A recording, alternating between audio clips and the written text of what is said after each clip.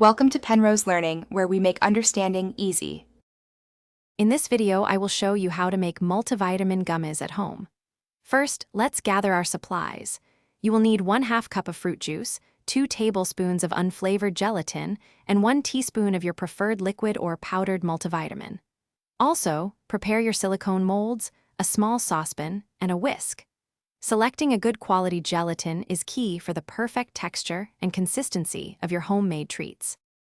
Next, combine your fruit juice and gelatin in a small saucepan. Place it over low heat, stirring constantly with your whisk. It is important to keep the heat gentle to avoid scorching. Continue stirring for about 5 to 7 minutes, or until the gelatin completely dissolves and the mixture becomes smooth and clear. Remember, do not let the mixture come to a boil. Once the gelatin is fully dissolved, remove the saucepan from the heat. This is the crucial moment to add your multivitamin powder or liquid.